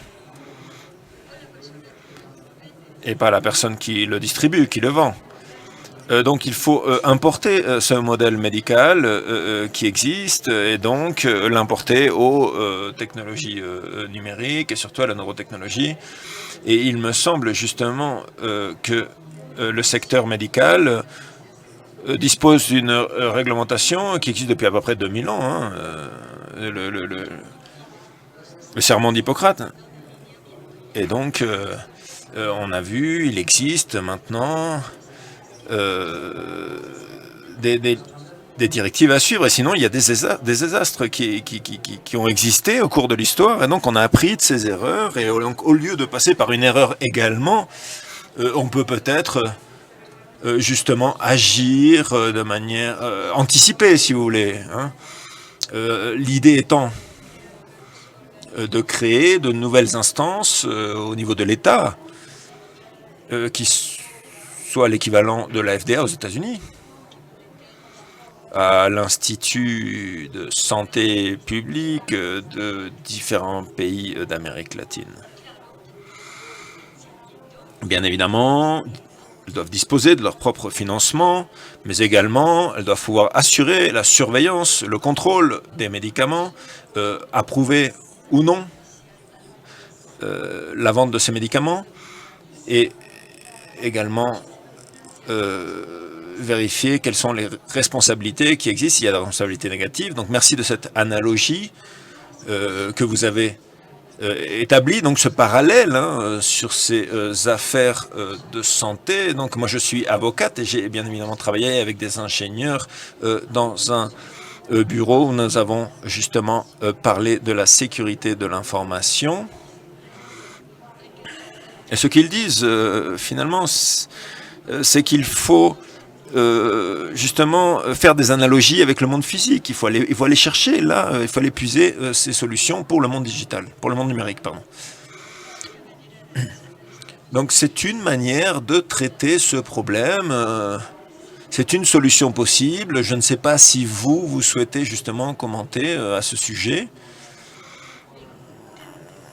Oui, j'adore cette idée de reprendre cette réglementation qui existe sur les dispositifs médicaux, mais également sur les médicaments, et pouvoir justement répliquer cela dans d'autres domaines. Alors là, il y a quelque chose de difficile, c'est que justement le monde du numérique est devenu expert, si vous voulez, de contourner toutes ces mesures. Donc on recherche la reconnaissance des mouvements, et ça ressemble un peu à la technologie dont vous avez parlé, n'est-ce pas? Mais elle est faite par l'usage de données, elle est faite à distance, et même s'ils disent qu'elle est précise, elle n'est pas vraiment précise, elle ne l'est même pas du tout, si vous voulez. Ça ne marche pas bien, si vous voulez. C'est comme la reconnaissance faciale, ça marche pas très bien. L'orientation sexuelle, l'état d'esprit des gens, si vous voulez, ils n'ont pas de limite, ces gens-là. Donc, si nous les obligeons à être honnêtes, à faire preuve de clarté concernant les sources de ces données et la validité scientifique, eh bien, il me semble que ces débats donneraient beaucoup plus d'avancement. Et il ne s'agirait pas justement d'être face à des pays qui disent que tout ce qu'ils vendent est justement parfait. Quand on se rend compte de ce qu'ils font,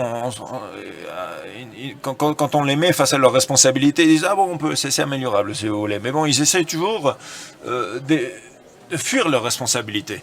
Et donc, il y a beaucoup d'entreprises aujourd'hui qui travaillent sur le marché, qui évoluent, qui vendent.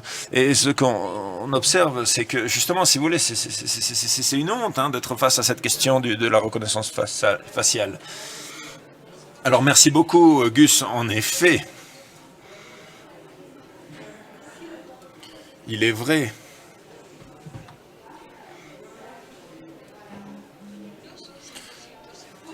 Alors, je suis pas sûr à 100%, si vous voulez. Moi, si j'ai une grippe, si vous voulez, peut-être que mes yeux vont avoir une apparence différente, peut-être que mon visage va prendre une apparence différente.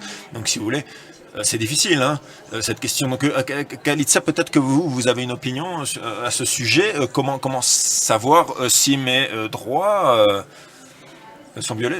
Oui, alors il y a de nombreuses idées ici sur lesquelles je voudrais revenir, sur lesquelles je voudrais réagir. Ça m'inquiète, cette question des neurodroits. Et surtout traiter de cette question sans pouvoir aller plus avant pour expliquer, si vous voulez, comment fonctionne cette technologie et comment est-ce que justement on a mis en place cette initiative des neurodroits. Donc ce que j'ai entendu, ce que j'ai pu entendre, c'est le contexte. Le contexte, la réalité virtuelle, la réalité augmentée qui collecte des données biométriques, bien évidemment, mais c'est également des données physiologiques. Il ne s'agit pas seulement de nos actions volontaires, mais également de données anatomiques, du comportement que l'on donne de manière involontaire. Combien de fois est-ce que mes yeux Combien de fois est-ce que je ferme les yeux? Combien de fois est-ce que je cligne des yeux? Et cela va nous indiquer si je suis en train de regarder une personne ou un objet pendant un certain temps. Et c'est un peu comme le bouton like de Facebook, mais sous stéroïdes, si vous voulez. Donc là, il me semble que c'est important de faire une petite pause et de savoir ce que sont ces neurodroits et quelles en sont les limites. Pas seulement nos droits, hein, mais également les limites qui doivent exister dans le traitement de ces données. Donc c'est une technologie émergente, bien évidemment. Et donc il faut en débattre, il faut que nous échangions là-dessus. Il faut que nous parlions, bien évidemment, de ce qui peut être prédit, et mais surtout à quel degré est-ce que cela est possible. Mais également aborder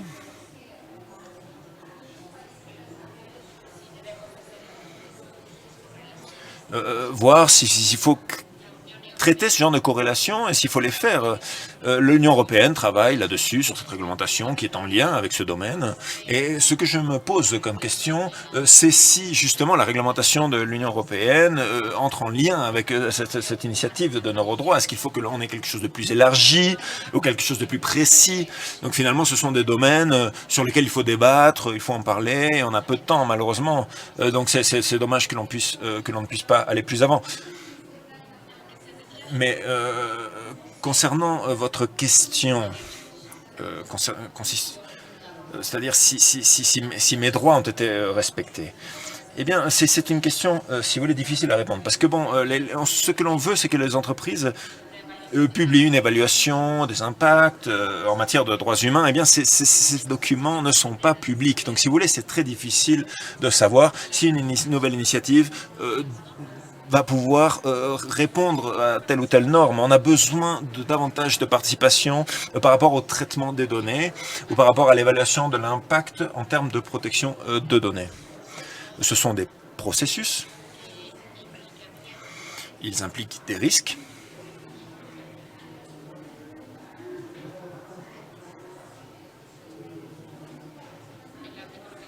L'article 14 du GDPR est bien plus mince sur ce sujet, il est bien plus faible. C'est-à-dire, quant aux usagers, les entreprises doivent être bien plus performantes, elles doivent rendre public leur information pour que l'on puisse évaluer cela en termes de droits humains. Donc, si vous voulez, c'est difficile de faire cela si nous ne disposons pas de transparence. On a besoin que la loi soit bien plus appliquée, il faut que l'on rentre en détail sur l'application de cette loi concernant justement les entreprises. Parfois, les résolutions ne sont pas, les décisions ne sont pas si précises pour tel ou tel pays. Parfois, il y a des pratiques qui sont discriminatoires. Quoi d'autre? Eh bien, il me semble qu'il nous faut davantage de transparence, il faut mieux appliquer la loi, il faut que la société civile participe davantage, il faut mieux évaluer les risques, l'impact sur les droits humains. Lorsque l'on utilise cette intelligence artificielle, eh bien, il y a matière à débat. Est-ce qu'une corrélation doit être faite? Est-ce que l'on doit le faire ou pas? Donc c'est un processus, si vous voulez, qui est assez nouveau finalement. Et je souhaiterais que nous comprenions mieux ces nouvelles technologies et quel impact cela pourrait produire sur le futur du traitement des données personnelles. Il me semble que c'est une nouvelle lutte à mener en lien avec la réalité augmentée, la réalité virtuelle, qu'elle soit nommée neurodroit ou données biométriques ou toute autre corrélation avec la divulgation volontaire ou involontaire. Bon, merci Katitsa. Lorena, c'est à vous. Puisque vous êtes de retour, n'est-ce pas? Oui, il existe un besoin de construire, de mettre en place une culture de protection des données. Vous en avez parlé, vous avez parlé d'équité. Il s'agit d'un processus de prise de conscience, de sensibilisation, d'éducation, de formation professionnelle, où justement chacun y met du sien pour pouvoir avoir des actions volontaires, citoyennes. Et c'est comme ça qu'il faut travailler sur la protection des données personnelles. Il faut que les gens prennent conscience, il faut donc faire de la sensibilisation, il faut éduquer les enfants, les adolescents, former du personnel spécialisé, parce qu'on ne dispose pas de suffisamment de personnel. La preuve en est, parce qu'on n'a pas d'instances qui permettent de protéger les droits numériques. On n'a pas de personnel spécialisé, ni sur la cybersécurité, ni sur la cybercriminalité.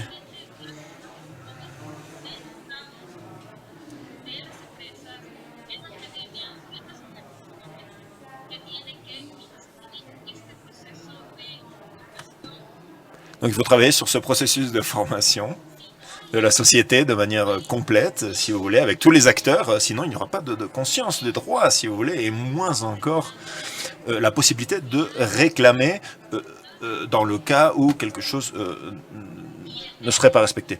Donc, ici, le problème, c'est qu'on confie tout cela aux autorités. Et lorsque l'on fait ça, on perd des occasions, si vous voulez, parce qu'on n'exerce pas nos droits. Donc, en conséquence, eh bien, nous devons travailler de manière complète ce domaine. Ce n'est pas facile, bien évidemment. Mais l'on dispose déjà de certaines avancées dans certaines questions, et donc on peut effectivement répliquer cela à ce domaine. Merci. Merci. Merci Lorena. Ce que vous dites est très important, qu'il faut rééduquer, et nous devons retourner au point basique. Mettre les pieds sur la terre et décider ce qui est vraiment important, quels sont les principes, et voir ce qui ne peut pas être négocié. Maintenant, j'en arrive à la partie finale. Et il y a un autre joueur dans ce jeu numérique, sont les gouvernements. On a parlé d'entités, d'entreprises, d'individus qui protègent leurs droits numériques, mais que se passe-t-il avec les gouvernements? Et il y a des gouvernements qui, bien entendu, veulent utiliser cette information à d'autres buts, ou bien nous avons plus d'informations que ce qui est nécessaire. Raphaël nous a parlé de la Chine, qui a des spécifications sur des données biométriques et l'utilisation de celles-ci. Quel est le rôle des gouvernements dans tout cela? Nous avons besoin d'un équilibre entre la protection de notre confidentialité et nos données personnelles et être respectueux envers ces données.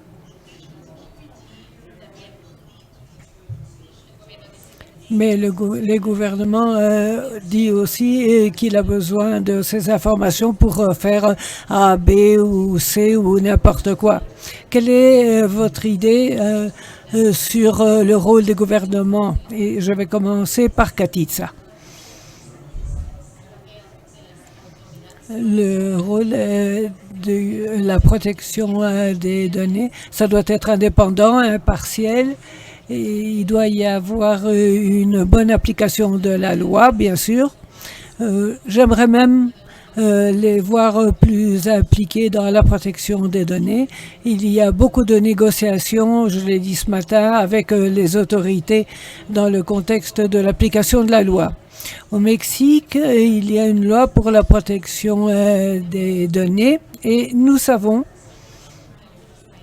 que certains pays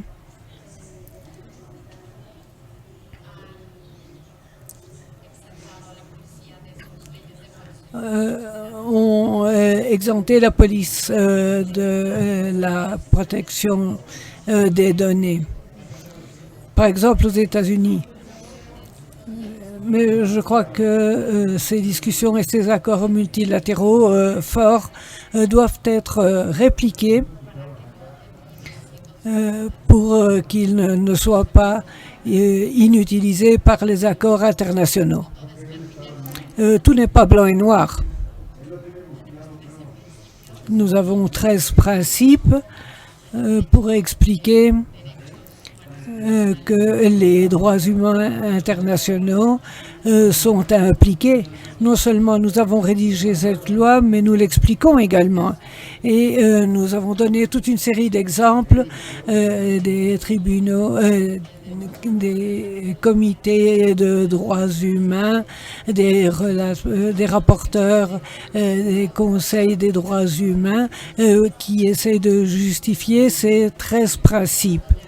Mais nous ne les réécrivons pas. Au niveau international, ce que nous devons faire, c'est approuver des lois ou des sauvegardes, des lois qui existent déjà dans beaucoup de pays. C'est un peu comme une loi sur la protection des droits humains. Nous le voyons pour les cyberdélits. Le deuxième protocole supplémentaire, nous l'avons vu appliquer à l'ONU. Le deuxième protocole supplémentaire à d'autres protocoles vont apparaître également. Nous le voyons dans les principes de l'OCDE.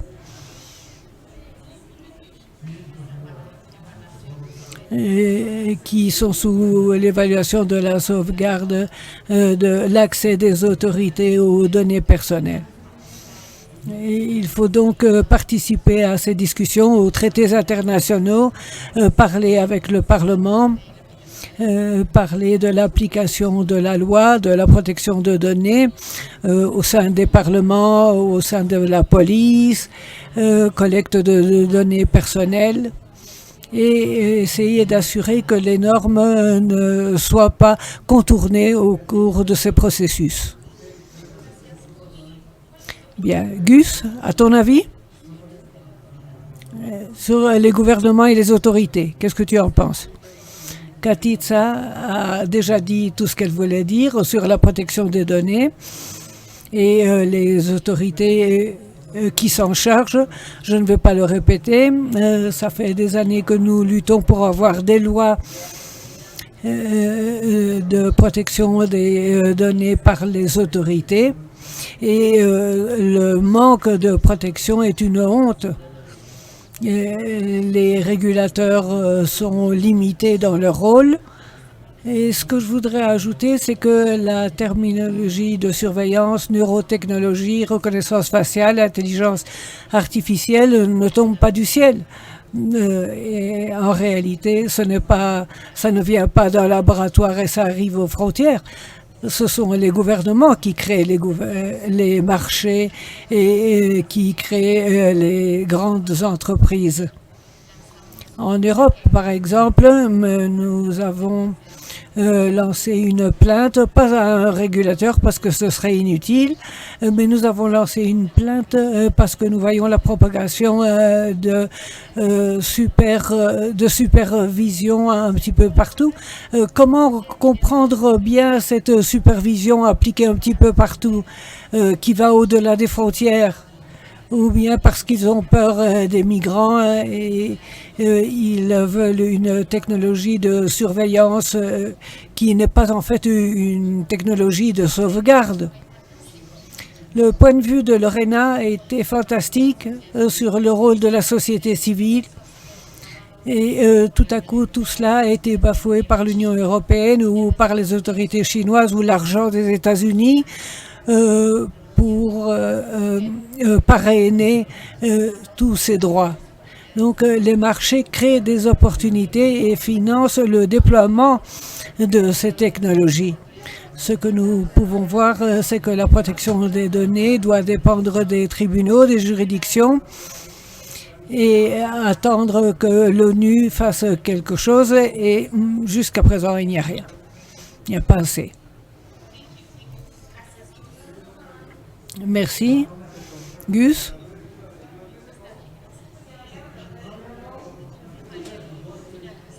Raphaël, que pensez-vous du rôle des gouvernements? Tout d'abord, je vais répondre à Katiza.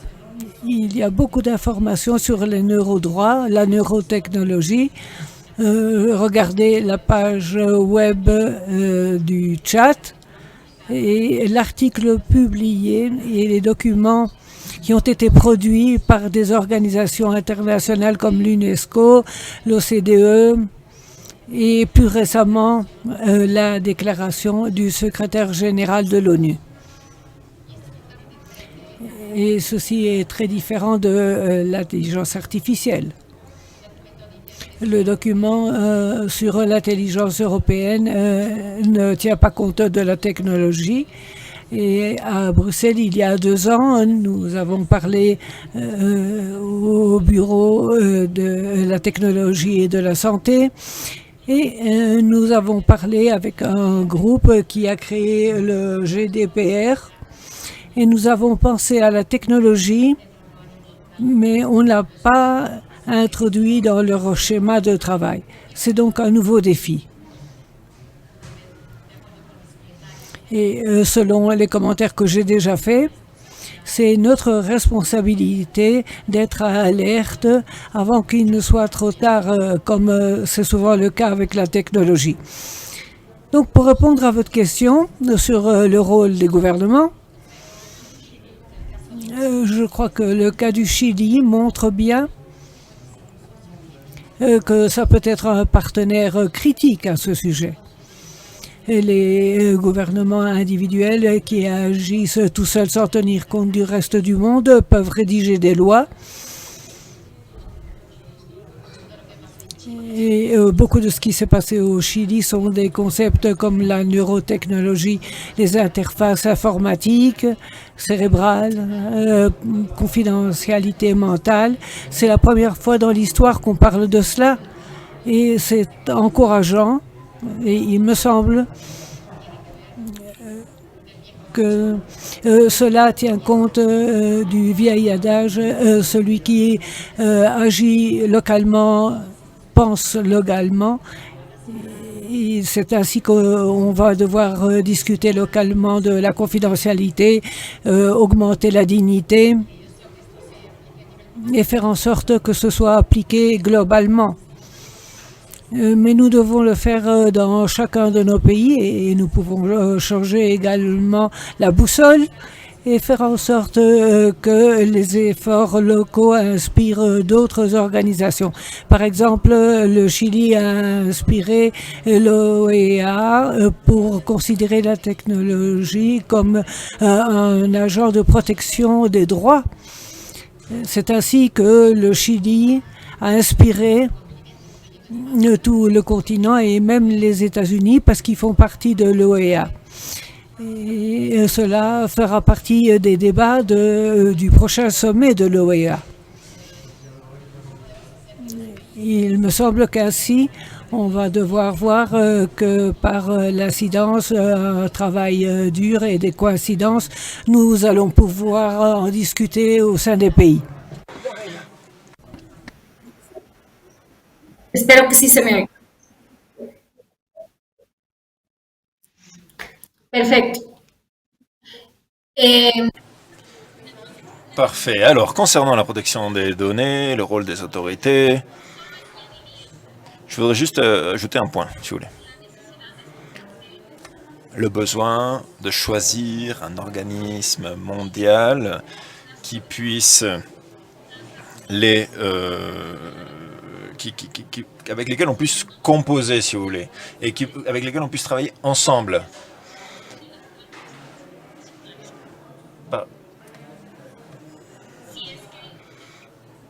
Alors, si, en effet,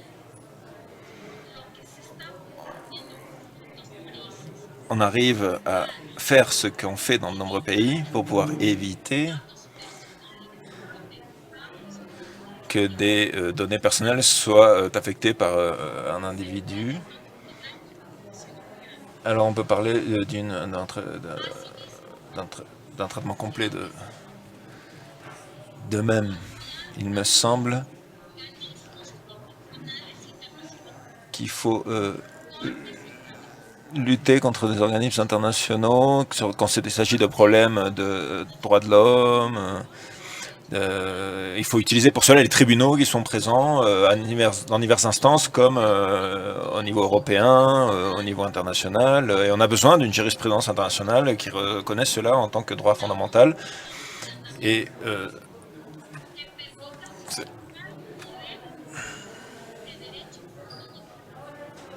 cela nous permettra d'avoir une véritable vision complète, si vous voulez, des droits fondamentaux concernant la protection des données. Et on n'a vraiment pas les outils nécessaires, si vous voulez, actuellement. Et c'est vraiment un manque au niveau de l'organisation interne, des organisations, des différents acteurs et également du monde universitaire.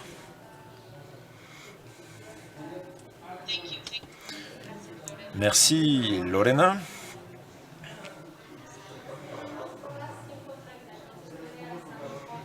Je vais commencer avec vous pour la conclusion finale, pour un message à adresser à notre public d'aujourd'hui. Conclusion, conseils pratiques, commentaires finaux. Je vais commencer par vous, Lorena. Merci de votre patience avec ces petits problèmes techniques qui sont survenus. Merci beaucoup. Il faut vraiment qu'on se prépare, il faut qu'on s'engage. Chacun d'entre nous, du poste qu'il occupe, c'est-à-dire qu'il s'agisse de l'université, du monde universitaire, de la société civile, il faut que l'on travaille pour que l'on puisse avancer sur la question des droits fondamentaux et que justement les droits numériques soient traités au niveau de la jurisprudence, au niveau de la Constitution, au niveau juridique, mais également au niveau des conventions, des accords internationaux, et cela d'être soumis à débat dans tous les forums, afin que l'on puisse justement parler d'intelligence artificielle, de neurodroits, et que ça puisse rentrer dans ce cadre, si vous voulez, que les personnes, les individus soient protégés. Ce n'est pas l'utilisation des données en tant que fin. La finalité, c'est le développement et la protection de l'individu. Merci. Merci beaucoup, Lorraine. Gus, nous vous écoutons pour vos commentaires.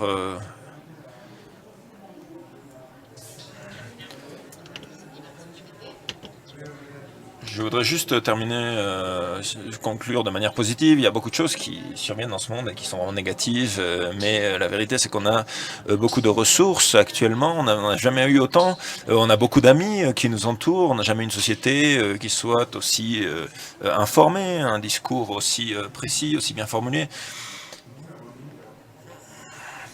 Et il me semble que nous avons une place qui peut nous servir justement à avancer. Alors évidemment, le doute que j'ai, c'est finalement, c'est que les institutions sont fragiles actuellement. Les tribunaux sont fragiles, les lois sont fragiles, les droits humains en tant que concept, mais également les institutions, qui s'occupent des droits de l'homme, et malheureusement, malgré ma déception, les autorités de protection des données sont aussi en position de faiblesse. Finalement, tout le monde est de notre côté, finalement. Les gens, les films, les débats, les innovateurs sont de plus en plus de notre côté, malgré tout. Donc il me semble que l'on peut profiter du moment, de ce mouvement, de cet élan, et justement, Katitia, Raphaël, Lorena, je suis d'accord avec elle, effectivement, il ne s'agit pas seulement de travailler sur la notion de droit de l'homme, d'organisme, de droits constitutionnels, fondamentaux, etc. Mais il faut revenir, si vous voulez, à la question de l'autonomie, à la dignité, aux attributs de réglementation. Et si on peut justement, si on travaille là-dessus, on peut aller beaucoup plus loin, toucher de nombreuses personnes, bien plus qu'actuellement. Et donc, justement, parvenir à des changements. Merci beaucoup, Gus, Raphaël, vos conclusions. Oui, est-ce que vous m'entendez? Oui, nous vous entendons.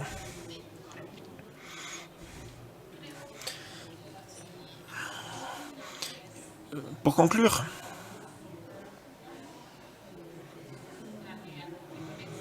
je voudrais adresser au public un message. La technologie est positive et bonne, c'est fantastique ce qui nous arrive actuellement.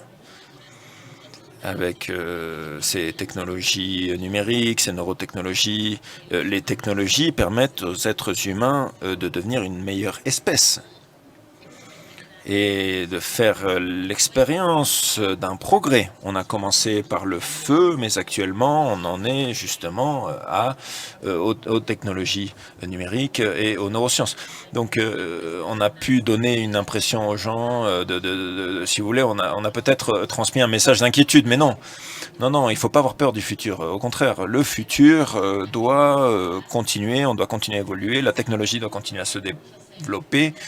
Et ce qu'il faut faire, c'est que ce futur puisse être responsable. Si vous voulez, les technologies sont neutres, elles peuvent être utilisées de manière positive ou négative. Les gens qui ont inventé le feu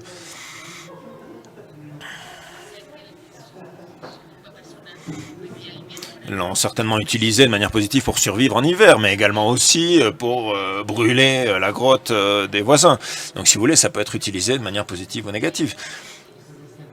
Il faut justement les instruments nécessaires pour pouvoir sauvegarder cette situation, mettre des garde-fous en place et que l'être humain ne se mette pas en danger. Donc pour nous, le garde-fou, ce sont les droits humains, ce sont des outils merveilleux qui n'ont pas été suffisamment utilisés. Et comme je vous l'ai dit précédemment, la plupart des humains sur cette planète sont d'accord pour adopter ces droits humains. Peut-être pas tous, bien évidemment, mais c'est un outil et c'est l'outil le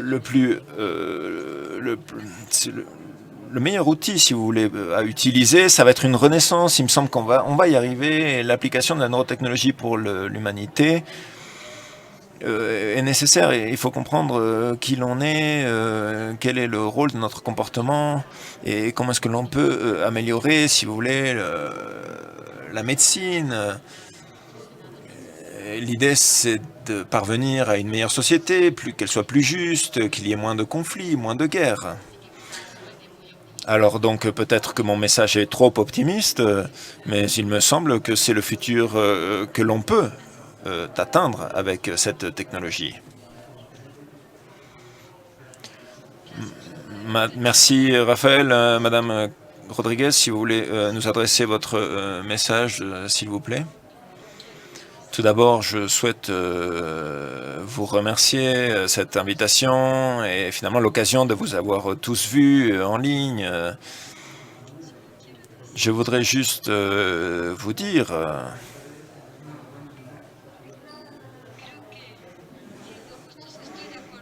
qu'il me semble, je suis d'accord avec la question, cette question de la dignité, mais il faut aussi tout cela concerne également la transparence, les valeurs démocratiques, et ce sont les principes que l'on ne doit pas oublier dans nos échanges. Et concernant les autorités de protection des données et les assemblées, eh bien oui, on peut effectivement formuler des résolutions de protection des données dans le contexte de l'Amérique latine. Ce serait évidemment merveilleux de pouvoir faire cela parce qu'en Amérique latine, nous ne disposons pas de lois, elles ne sont pas fortes en ce sens. Donc certaines ont adopté le GDPR, elles l'ont mis en application au Brésil, à la Barbade, en Équateur, mais il nous reste beaucoup à faire. Concernant par exemple le contrôle policier, l'utilisation qui est faite de ces données. Donc je lance un appel à la GDPR afin qu'elle puisse émettre une résolution sur ce contrôle policier et que l'on puisse justement disposer d'une meilleure protection. Merci infiniment. Merci beaucoup, vous toutes et à vous tous. D'avoir vu les choses d'une autre manière, d'avoir également interagi et d'avoir essayé de trouver une solution à ces problèmes pratiques auxquels nous faisons face au quotidien en tant que professionnels de la confidentialité. Merci à toutes et à tous.